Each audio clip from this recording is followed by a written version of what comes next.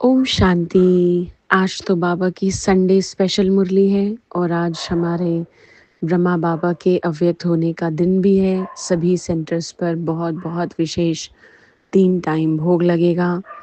साथ साथ योग की बहुत अच्छी प्रैक्टिस होगी। आज ज़्यादा कोशिश करेंगे हम सभी की मौन में रहें। तो आप सभी भी जो भी हो सकता है ज़रूर सेंटर जाएं आज, क्योंकि आज के दिन में बहुत शक्ति भरी होती है और बहुत पावरफुल वाइब्रेशंस होते हैं। तो आज हम मुरली की जो बात सुनते हैं, बहुत सी बातें हैं आज, तो जितनी कवर कर पाएंगे। पहली बात जैसे बाबा ने कही कि जब बाबा देखते हैं कि बच्चे कलयुग में बहुत दुखी हो गए और मुझे बहुत पुकार रहे हैं कि भगवान आ जाओ, तो मुझे भी एक खींच होती है, मतलब एक कशिश होती है कि मैं जाऊं नीचे। तब मैं नीचे आता हूँ, मतलब धरती पर ऐसे नीचे उतरता हूँ। और इसके साथ ही आज बाबा ने कहा, नींद को जीतने वाला बनना है। कई बार क्या होता है कि हम अमृत वेला नहीं कर पा रहे हैं, तो या सुबह टाइम से नहीं उठ पा रहे हैं, तो बाबा को ये है, थोड़ा तो नींद को भी जीतो ना। मतलब नींद के वशीभूत नहीं हो जाएं हम हर समय। जैसे आप देखिए, हमें अपने पर्सनल कामों के लिए ज़रूरत नहीं पड़ती है कि हम उतनी नींद पूरी करें। अगर कहीं कुछ बहुत इम्पोर्टेंट काम है या कोई फंक्शन भी है, तो सोचते हैं अच्छा एक रात की नींद नहीं भी होगी तो क्या फ़र्क पड़ेगा। आपने सुना ही होगा, दुनिया में भी कहते हैं अरे रात तो अपनी है, कोई बात नहीं, जाग लेंगे और सुबह देखेंगे। तो अब बाबा तो रात को भी जागने को नहीं कह रहे। बाबा बस ये कह रहे हैं, रात को अगर टाइम से सोएं तो हम सुबह टाइम से उठ सकते हैं। तो नींद को जीतने वाला बनना है।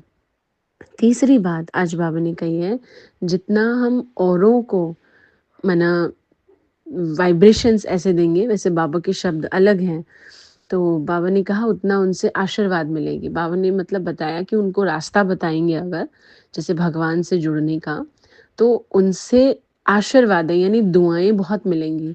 तो लोगों से दुआएं कमानी है, औरों से दुआएं कमानी है, तो उसका ज़रिया ये है कि हम उनको भगवान का रास्ता बताएं, भगवान से जुड़ने का। उसके साथ ही आज मुरली का एक सेकंड पार्ट था जो कि बहुत डीप था। तो बाबा ने उसमें कहा कि हमेशा ये कोशिश रहे कि हमारे व्यर्थ संकल्प नहीं चले और संगठन में हम एक जैसी स्थिति में रहें। संगठन में मतलब आज बाबा यूनिटी की बात कर रहे हैं, तो संगठन जैसे आप सोचिए, परिवार के 2 लोग ज्ञान में चलते हैं, या फिर ऐसा है कि हम जब सेंटर पर आते हैं तो हम देख रहे हैं कि हाँ, ये सभी ज्ञान में चलने वाले हैं। तो इस संगठन को भी हम बहुत अच्छे से योग के वाइब्रेशन वाला बना पाएँ, उसमें हर एक का रोल बहुत इम्पोर्टेंट है। बाबा ने कहा संगठन को चलाने के लिए एक चाहिए समाने की शक्ति और दूसरा चाहिए फ़ेथ। अब इस फ़ॉर्मूला को हम, वो संगठन चाहे वो परिवार का हो, चाहे बाबा के घर का हो, चाहे ऑफ़िस का हो, बिज़नेस का हो, कोई भी संगठन में हम इस फ़ॉर्मूला को यूज़ कर सकते हैं, इतना स्पेशल है ये। तो उसमें बाबा का कहना ये है कि एक दूसरे की जो गलतियां हैं उसको, मतलब फेथ रखना है सामने वाले में। ऐसा नहीं कि उनकी गलतियों को हाईलाइट करे जा रहे हैं।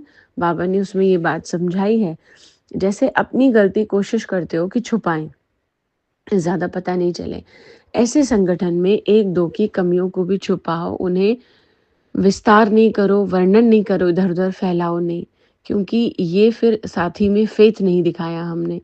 तो उस कमी को वर्णन करने के बजाय उसमें भी फेथ दिखाओ, ये सोचकर कि इसने कुछ किया होगा तो इसका भाव या इसकी स्थिति या इसका समय कुछ अलग होगा। मतलब आप सोचिए, बाबा कितनी अच्छी तरह से हमें बता रहे हैं कि आप सिर्फ अपने आप को समझाओ कि हाँ, कोई बात नहीं, इसने ऐसा किया ना, इसका कोई ना कोई एक कारण रहा होगा या इसके मन की स्थिति ठीक नहीं है।